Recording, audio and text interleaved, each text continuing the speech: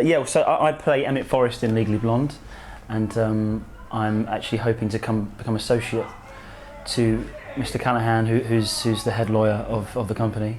And I'm 3 or 4 years older than Elle, the lead character in the show, and they meet and become friends, and the whole show is based on her story really, but I'm the guy that comes in and shows her there's more to life than just having fun and chasing after some nasty guy that's just going to cheat on her and not be very good. Yeah, it was interesting that my wife Denise done the show as well, and she finished around April, and my last production was a show called Wicked, and I had about 2 or 3 months with my daughter time off to be at home, and but she said the company were great, nice people, fun show to be involved with, and I was like, I'd like a piece of that, please. It'd be nice to get involved, yeah. So auditioned for the part, and really proud to be involved. Yeah.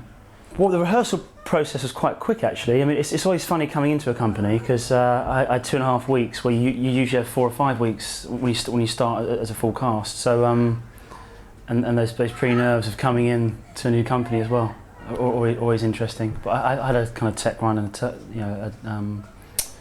a dress run as well prior to the first performance, and just got on with it really. I come from a very working class background, and I couldn't afford to go to RADA or any top London school because the fees were just astronomical. I mean, it's like £10,000 a year. So and my first job was on a cruise ferry, so like earning peanuts each week, performing to very drunk people. So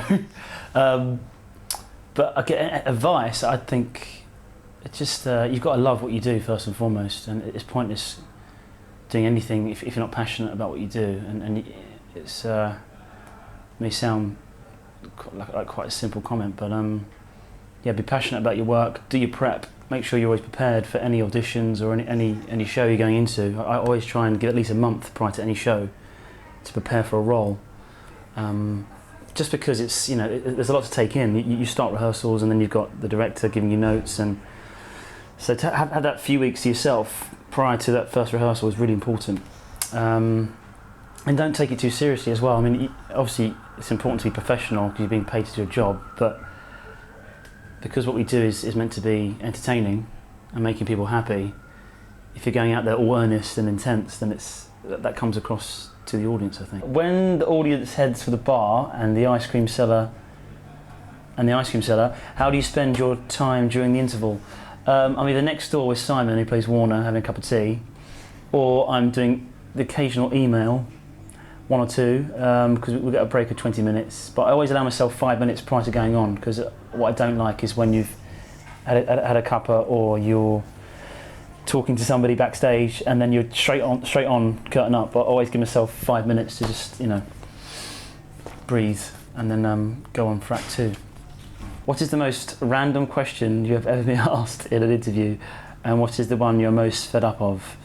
The questions I'm probably most fed up of is questions about my personal life, because I'm always happy to talk about my family and my daughter Betsy as well, but sometimes it can go on for too long, and I actually enjoy having topics of conversation and speaking about other things as well.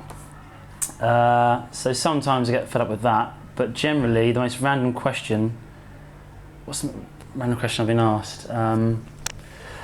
It's got to be a loincloth thing probably, from 5 years ago. I still get the odd loincloth questions. It's been 5-6 years now. Do you still wear your loincloth around the house at home?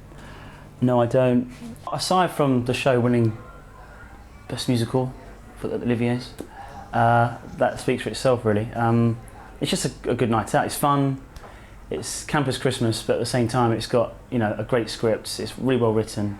There's some hilarious moments, like there's a big number called Gay or European in Act 2, and it's so witty and clever, and the book and the music. I mean, for me it's definitely the kind of most challenging role that I played in a musical in terms of the music and the words. So but yeah, overall it's just a fun night out, and it goes so quick as well. I mean, you're on this train from start to finish, and lots of great characters and great songs, so I'd come and see it again, definitely.